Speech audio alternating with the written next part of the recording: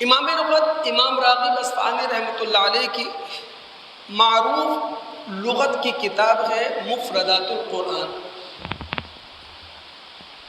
وہاں امام راغب اصفہانی رحمۃ اللہ علیہ کہتے ہیں موت قوت نامیہ کے زوال کا نام ہے، یعنی جب بڑھنے کی قوت ختم ہو جائے، جب گروئنگ پاور ختم ہو جائے، اسے کہتے ہیں موت۔ قرآن میں اس کی بہت ساری مثالیں ہیں۔ امام صاحب نے اس کی 2 مثالیں کتاب میں لکھی، میں ایک کی طرف آپ کی توجہ دلاؤں گا۔ سورہ قاف مکی سورت ہے، اس کی آیات 9 تا 11 کا ہم مطالعہ کرتے ہیں۔ ان آیات میں رب العالمین نے یہ بات سمجھائی ہے، زمین مردہ پڑی ہوتی ہے، اس میں پیداوار کی صلاحیت نہیں ہوتی، نباتاتی زندگی کا خاتمہ ہو چکا ہوتا ہے، بے آب و گیاہ پڑی ہوتی ہے، یعنی وہ زمین قوت نامیہ کے اعتبار سے مری بھی ہے، بڑھنے کی قوت کے اعتبار سے۔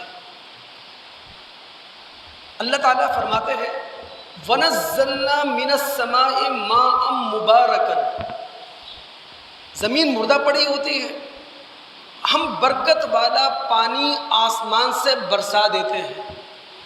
وہی زمین جو قوت نامیہ کے اعتبار سے زوال کا شکار تھی، اس میں باغات اگاتے ہیں، اس میں فصلیں پیدا ہو جاتی ہیں، بلند و بالا کھجور کے درخت پھلوں سے لدے ہوئے پیدا ہو جاتے ہیں۔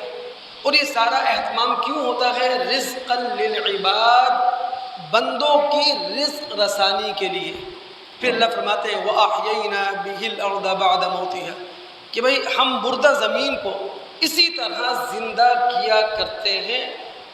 پہلے اس میں قوت نامیہ نہیں تھی، بڑھنے کی قوت نہیں تھی، پیداوار کی قوت نہیں تھی، پھر ہم نے اس کی قوت نامیہ کو ایک مرتبہ پھر زندگی دے دی۔